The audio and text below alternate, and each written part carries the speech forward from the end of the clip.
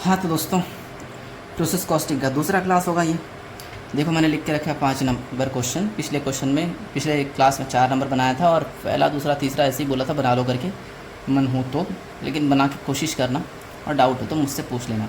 अच्छा, ये 5वां नंबर क्वेश्चन जो है ये थोड़ा ओपनिंग स्टॉक क्लोजिंग स्टॉक वाला क्वेश्चन है, और शायद तुम लोग को मालूम हो कि ओपनिंग स्टॉक डेबिट में आता है, क्लोजिंग स्टॉक क्रेडिट में। चाहे कोई भी प्रोसेस हो, opening stock debit, closing stock credit. ये तो फर्स्ट ईयर के फाइनल अकाउंट से भी पढ़े थे अपन। ठीक है, वही वाला क्वेश्चन है। 3 प्रोसेस है इस क्वेश्चन में, तो मैंने देखो 3 कॉलम बना के रखे हैं। ठीक है, तो ओपनिंग स्टॉक क्लोजिंग स्टॉक का फंडा पूरा बताऊंगा। पहले क्वेश्चन देखो, और इस वीडियो में सिर्फ एक ही क्वेश्चन बनाऊंगा। छोटा वीडियो होने वाला है क्योंकि पिछला वीडियो काफ़ी लंबा हो चुका था। ठीक है, क्योंकि क्वेश्चन नंबर 5 के बाद 6 और 7 है, ये दोनों सेम क्वेश्चन है, मतलब 5 से अलग है लेकिन आपस में सेम है। तो 6 और 7 में से मैं एक बताऊंगा, एक खुद बनाओगे। तो अभी 5 नंबर सिंगल क्वेश्चन है और इसके जैसा कोई क्वेश्चन है नहीं, तो बस इस क्वेश्चन को देख लो, कोई होमवर्क भी नहीं रहेगा। ठीक है, चलो देखते जाओ क्वेश्चन। स्टार्टिंग में बहुत सारा चीज़ कचरा दिया। देखो ऊपर हेडिंग में प्रक्रिया में प्रारंभिक व अंतिम स्टॉक का होना लिखा है, और बहुत सारा चीज़ लाइन दिया ए बी करके, वो सब छोड़ो, सीधा यहाँ आ जाओ। डायरेक्ट वेजेस देखो, रुपीज़ दिया दिख रहा है, तो पक्का अमाउंट वाले कॉलम में आएगा। ठीक है, रुपीज़ है तो अमाउंट वाले कॉलम में आएगा। डायरेक्ट वेजेस डेबिट में, मशीनरी एक्सपेंस डेबिट में, factory over debit, raw material consume 2400, raw material भी डेबिट में आएगा, लेकिन 2400 अमाउंट वाले कॉलम में दिया है तो अमाउंट वाले कॉलम में आएगा। ठीक है, लेकिन जब मैं बोलता हूँ ना मटेरियल है तो पक्का उसका क्वांटिटी भी होगा, अमाउंट भी क्वांटिटी भी दोनों होगा। देखो यहाँ सिर्फ रुपीज़ के नीचे दिया है। ठीक है, मतलब ये तो अमाउंट है, इसका क्वांटिटी जस्ट इसके नीचे दिया। देखो प्रोडक्शन के नाम से ग्रॉस, ग्रॉस का मतलब है जितना लगाया उतना ही प्रोडक्शन मिला। प्रोडक्शन दिया है 37,000, तो पक्का ग्रॉस भी मतलब 37,000 ही लगाया होगा। ठीक है, तो 37,000 अपना क्वांटिटी में आएगा। ठीक है, मटेरियल का क्वांटिटी 37, अमाउंट 2400। उसके बाद देखो वेस्टेज, थोड़ा बताओ वेस्टेज किस साइड आता है, क्रेडिट साइड। यूनिट वाले कॉलम के नीचे दिया है तो पक्का क्वांटिटी में आएगा।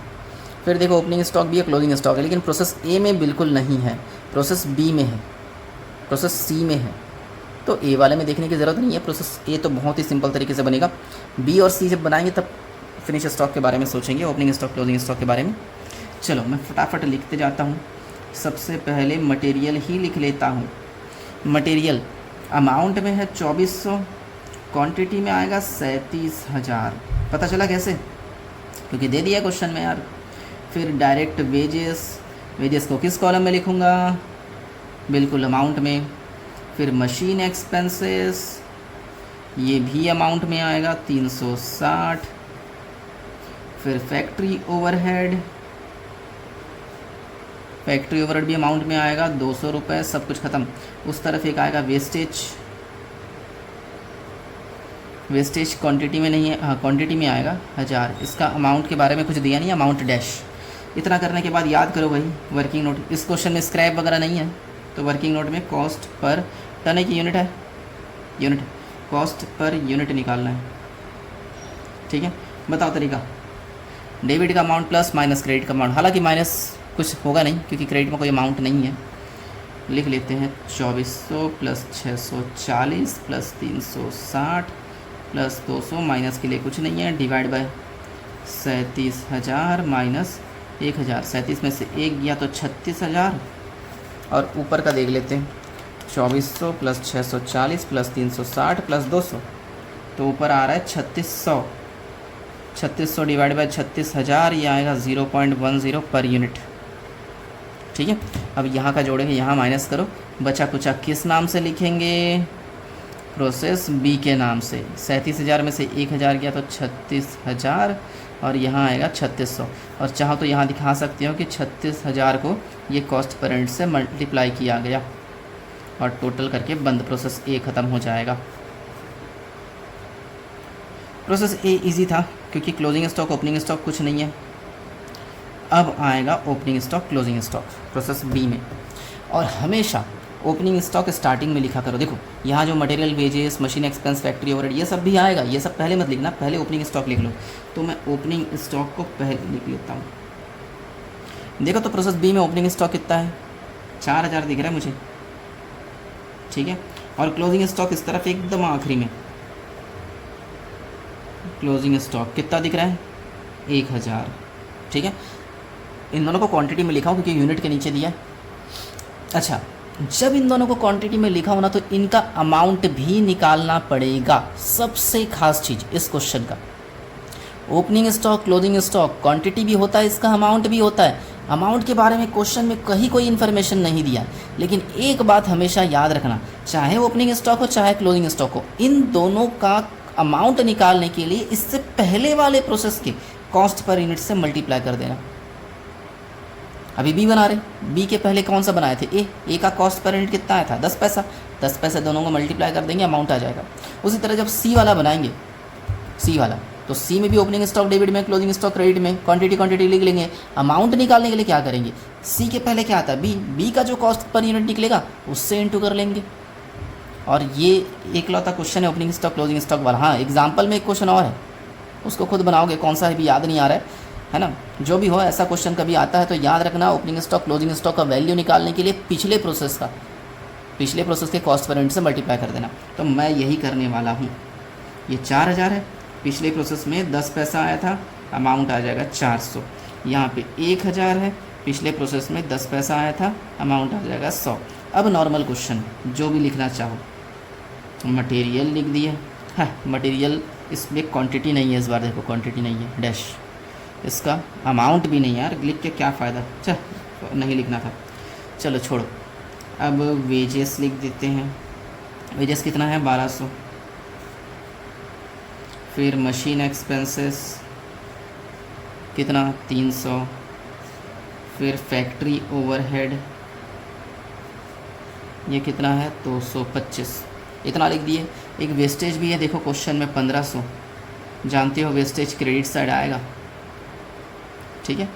क्या वेस्टेज के अमाउंट के बारे में कुछ बोला है नहीं, तो वर्किंग नोट में कॉस्ट पर यूनिट, वही डेबिट का अमाउंट प्लस माइनस क्रेडिट का अमाउंट, क्रेडिट में इस बार एक ठोक अमाउंट है, और उसी तरह नीचे यूनिट का, तो 400 प्लस, अरे यार एक चीज़ छूट गया, ए का आंसर बी में शिफ्ट होगा, बी का आंसर सी में, ऐसा होता है ना, तो ये बी लिख के रखे, ये वाला यहाँ शिफ्ट होता।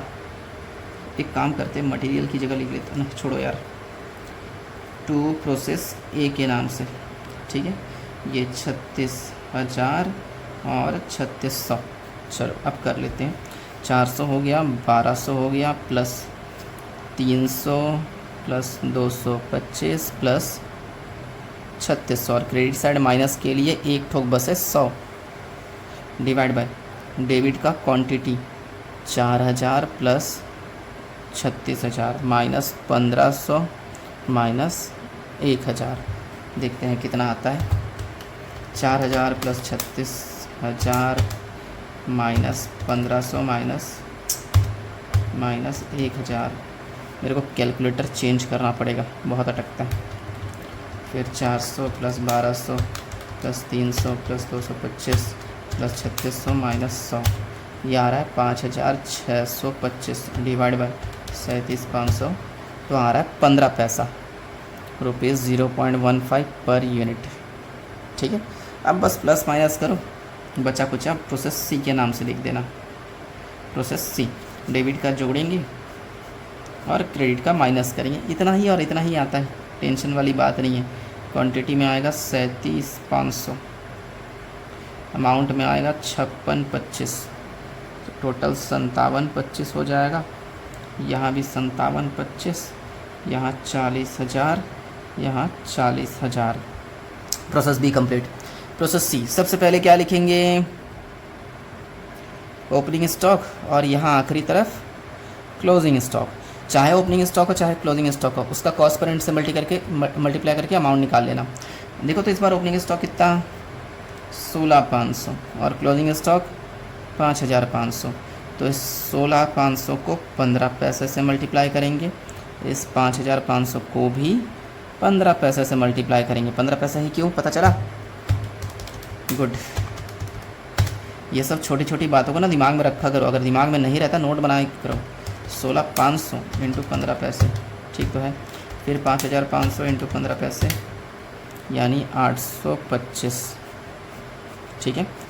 अब एक काम करते हैं, इसका आंसर शिफ्ट करके यहाँ लिखें। देखो प्रोसेस सी लिखा है तो यहाँ शिफ्ट होकर प्रोसेस बी लिखेंगे, to process B 37,500 5,625।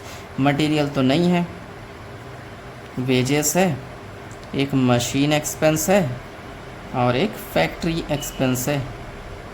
Amount book में देखो वेजेस का है तुम्हारा 29,25 360 240 और उस तरफ एक वेस्टेज आएगा जिसमें सिर्फ 500 क्वांटिटी वाले कॉलम में। इतना करने के बाद क्या करते हैं, working note cost per unit 2475 5,625 2925 360 240 minus करेंगे 825 डिवाइड बाय 16,500 37,500 माइनस 500 माइनस 5,500। चलो पहले नीचे वाला 16,500 37,500 माइनस 500 माइनस 5,500 तो आएगा नीचे 48,000। 2475 प्लस 5625 प्लस 2925 360 240 माइनस कर देंगे 825 तो आ जाएगा 10,800 डिवाइड बाय मेमोरी रिकॉल 0.225। हाँ आ रहा है रुपीज़ 0.225 पर यूनिट। अच्छा ए का आंसर बी में, ए का आंसर बी में लिखें, बी का आंसर सी में लिखें, सी का क्या लिखूं, फिनिश स्टॉक।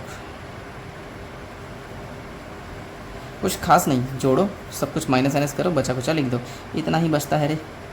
क्वांटिटी में आएगा तुम्हारा 48,000 और 10,800। चाहो तो दिखा सकते हो कि 48,000 को 0.225 से मल्टीप्लाई किए तो आ गया। ठीक है, अब जोड़ जाड़ के ख़त्म कर दो। 16,500 प्लस 37,500 16,500 37,500 ये आ रहा है हम ना 54,000, यहाँ भी 54,000 ही होगा। इसका देख लेते हैं 10,800 प्लस 825 11,625। ठीक है, कोई होमवर्क नहीं है, इसको इज्जत से नोट कर लो और इससे रिलेटेड कोई डाउट हो तो पूछ लेना। क्वेश्चन थोड़ा बहुत इंपॉर्टेंट है, ठीक है, क्योंकि उसमें ओपनिंग स्टॉक क्लोजिंग स्टॉक का फंडा है। एग्जाम्पल में भी एक ऐसा क्वेश्चन मिलेगा, लेकिन एग्जाम्पल वाला बाद में सोचेंगे, तो नोट करो, डाउट हो तो मुझसे पूछो। मिलेंगे फिर अगली वीडियो में।